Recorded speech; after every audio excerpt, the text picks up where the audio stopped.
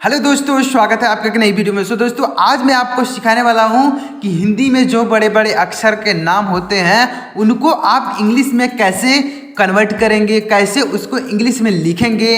आज की वीडियो में आपको मैं बिल्कुल आसान तरीके से, बिल्कुल बेसिक लेवल से, अगर आपको हिंदी का क ख ग घ और इंग्लिश का ABCD भी नहीं आता है तो भी आपको इस वीडियो से वह चीज़ें समझ में आएंगी जो चीज़ मैं आपको इस वीडियो में सिखाने वाला हूं। तो अगर आपको कुछ भी नहीं आता है तो भी आप इस वीडियो को देखिए। मैं आपको गारंटी देता हूं कि इस वीडियो से आपको बहुत कुछ नया सीखने को मिलेगा। तो वीडियो को लास्ट तक जरूर देखिएगा और अगर आपको ये वीडियो अच्छा लगे तो लाइक कर दीजिएगा और कमेंट करके ज़रूर बताइएगा कि ये वीडियो आपको कैसा लगा। और चैनल को सब्सक्राइब करके बेल आइकन का सेट कर लीजिएगा जिससे मैं वीडियो अपलोड करूँ तो सबसे पहले नोटिफिकेशन आपके पास पहुंचे। तो चलिए देरी न करते हुए वीडियो को शुरू करते हैं। अब वीडियो में पूरा लास्ट तक बने रहिएगा। चलिए देखते हैं। तो यहाँ पर मैं सबसे पहले आपको अक्षरों को समझाऊंगा कि इन अक्षरों को, यानी हिंदी के जो अक्षर होते हैं क से लेके ज्ञ तक, इनको इंग्लिश में कैसे लिखा जाता है सबसे पहले इनको बताऊंगा। उसके बाद आपको नामों को लिखना बताऊंगा। तो चलिए यहाँ पर देखते हैं। तो सबसे पहला अक्षर क्या होता है? क। तो इसको हम क्या लिखते हैं इंग्लिश में?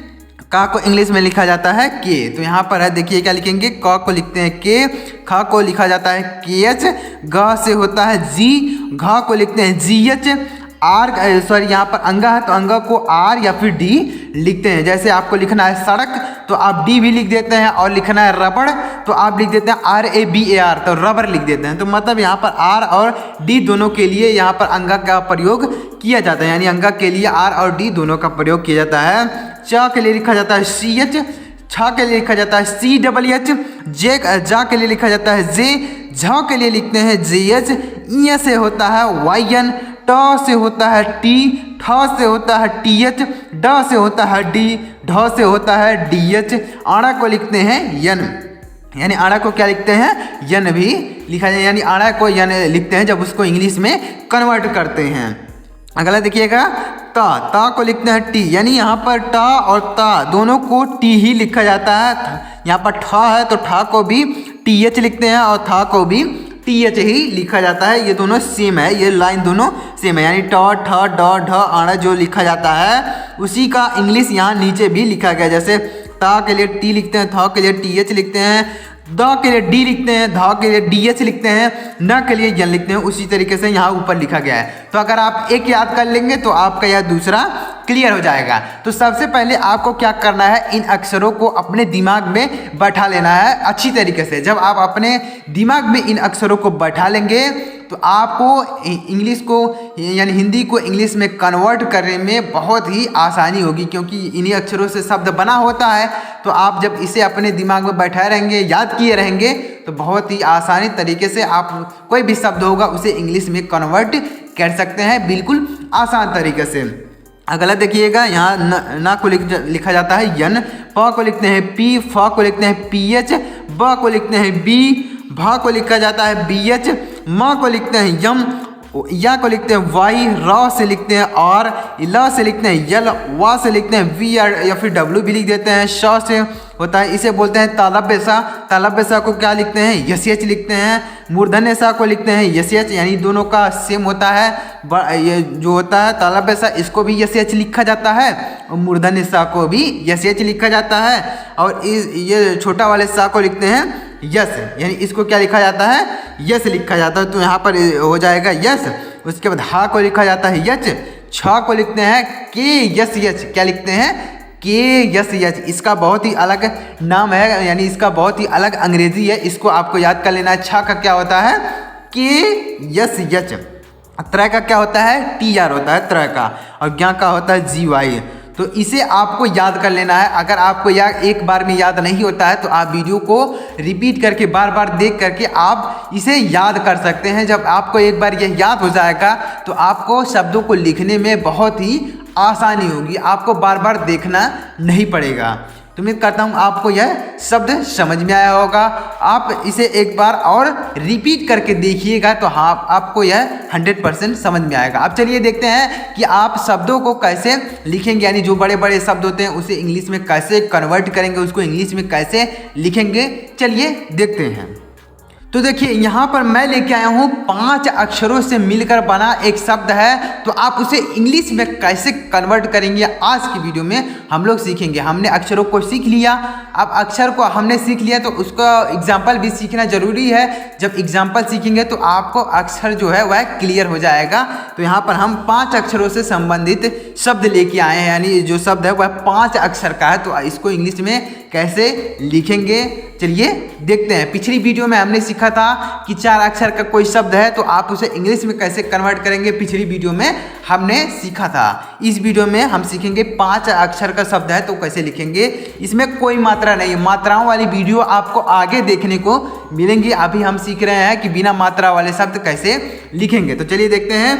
तो यहाँ पर देखिए सबसे पहला जो शब्द लिखा गया वह लिखा गया हरभजन। क्या लिखा गया? हरभजन। तो इसको कैसे इंग्लिश में लिखेंगे देखिए। तो देखिए यहाँ पर जो शब्द लिखा गया वह 5 अक्षर का है। तो अब आपको क्या करना है, सबसे पहले आपको इन अक्षरों को मतलब लिखना है। तो अक्षरों को क्या होगा, सबसे पहला हा है तो हा को इंग्लिश में लिखते हैं यच। तो यहाँ पर हम लिख देंगे यच, यानी जो हा है हा का अंग्रेजी होता है यच, तो यहाँ पर हम लिख देंगे यच, तो इसका इंग्लिश हो जाएगा यच।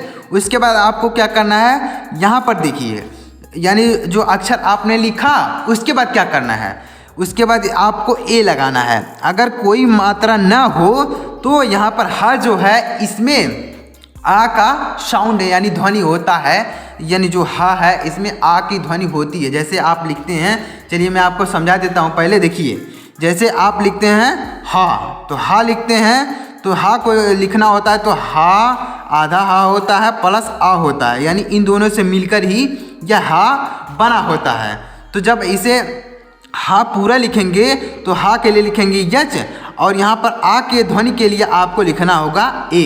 तो यहाँ पर वही चीज़ यहाँ पर आपको लिखना होगा, मतलब हा के लिए तो लिखेंगे यच और यहाँ पर आ की ध्वनि है इसलिए यहाँ पर ए लगाएंगे।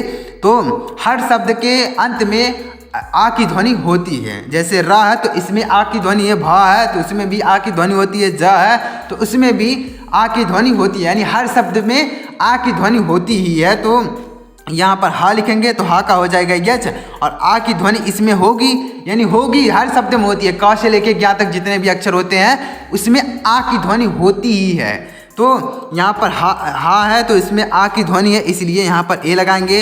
रा का हो जाएगा आर, फिर इसमें आ की ध्वनि है इसलिए ए लगाएंगे। अगर कोई मात्रा होती इसके साथ तो उस मात्रा को लिखते, तो यहाँ पर ए नहीं लगाते, लेकिन यहाँ पर कोई मात्रा नहीं है तो इसलिए यहाँ पर आ की ध्वनि के लिए, मतलब भा अगर लिखेंगे तो आधा भा होगा और आ उसमें जुड़ा हुआ रहता है। तो जब हम लिखेंगे भा का तो भा का हो जाएगा बी एच, और यहाँ पर आ की ध्वनि होती है तो ए लगा देंगे। तो ऐसे लिखेंगे, यानी रा का हो जाएगा आर, आ की ध्वनि के लिए लिखेंगे ए, भा का हो जाएगा बी एच और आ की ध्वनि के लिए लिखेंगे ए, और जा का हो जाएगा जे, आ की ध्वनि के लिए फिर लिख देंगे ए, और ना का हो जाएगा यन। यहाँ लास्ट में ए नहीं लगाएंगे। क्यों नहीं लगाएंगे? क्योंकि जो लास्ट में शब्द होता है, जो लास्ट में अक्षर होता है वह आधा ही माना जाता है, यानी जो लास्ट वाला होता है उसे आधा ही समझा जाता है, इसलिए यहाँ पर लास्ट में ए नहीं लगाएंगे। बाकी सभी अक्षर के साथ आपको क्या करना है, ए लगा देना है, यानी हर अक्षर के साथ आपको ए लगा कर लिखना है। सहचरण कैसे लिखेंगे, तो सा का होता है यस, ए लगाएंगे, यानी आ की ध्वनि के लिए ए लगाएंगे। हा का हो जाएगा, हा का क्या होगा, यच होगा, फिर आ की ध्वनि के लिए ए लगाएंगे। चा का हो जाएगा सी एच, आ की ध्वनि के लिए फिर ए लगा देंगे। रा का हो जाएगा आर, फिर आ की ध्वनि के लिए ए लगा देंगे। आड़ा का होता है यन। यानी अगर आपको यह अक्षरों को लिखने में दिक्कत हो रही है तो सबसे पहले आप अक्षरों को याद कीजिए, यानी जो सा है, हा है, चा है, रा है, यह अक्षरों को सबसे पहले आप क्लियर कीजिए। जो सब शुरुआत में हमने बताया अक्षर क से लेकर ज्ञ तक, सबसे पहले आपको इसको याद कर लेना है। उसके बाद जब आपको यह क्लियर हो जाता है तो आप इन अक्षरों को, इन शब्दों को लिखिए, तो आपको 100% आप यह लिख पाएंगे। अगला देखिए वन रक्षक। तो वन रक्षक वी, यहाँ पर वाह है तो वाह को लिखेंगे वी, और उसके बाद आ की ध्वनि के लिए लिख देंगे ए। ना का हो जाएगा यन, आ की ध्वनि के लिए लिखेंगे ए। रा का हो जाएगा आर, फिर ए लिखेंगे। छा का हो जाएगा के यस एच होता है, क्या होता है, के यस एच। तो यहाँ पर के यस एच लिखेंगे, उसके बाद ए लगाएंगे, और यहाँ पर क है तो का के लिए लिखा जाएगा के, तो हो जाएगा वन रक्षक। ऐसे लिखेंगे वन रक्षक। यानी आपको क्या करना है, जैसे वाह है तो वाह के लिए लिखेंगे वी, ए लगा देना है। ना के लिए लिखेंगे यन, ए लगा देना है। रा के लिए लिखेंगे आर, ए लगा देना है। ए क्यों लगा रहे हैं? क्योंकि कोई अक्षर जो होता है उसमें आ की ध्वनि होती है। हमने यहाँ पर ऊपर आपको समझाया कि कोई अक्षर अगर होता है जैसे हा है तो उसमें आ की ध्वनि होती है, तो इसलिए ए लगाया जाता है। तो यहाँ पर हर अक्षर में आ की ध्वनि है, इसलिए यहाँ पर ए लगाया जा रहा है। यानी हर अक्षर में आ की ध्वनि है, इसलिए ए लगाया जा रहा है। तो ऐसे आपको लिखना है। जब ऐसे आप लिखेंगे तो आप 100% कोई भी शब्द है उसमें अगर कोई मात्रा नहीं लगी है तो आप ऐसे लिख पाएंगे। और अगर आपको मात्राओं वाले शब्द लिखना है तो आप हमारे चैनल को सब्सक्राइब कर लीजिए। हम आपको आगे की वीडियोज़ में देंगे कि आप मात्राओं वाले शब्द को कैसे लिखेंगे, कितना भी बड़ा क्यों ना हो, अगर उसमें मात्रा लगी है तो आप उसे इंग्लिश में कैसे कन्वर्ट करेंगे, आगे की वीडियोज़ में आपको देखने को मिलेंगे। तो चैनल को सब्सक्राइब करके बेल आइकन को ऑल पर सेट कर लीजिए।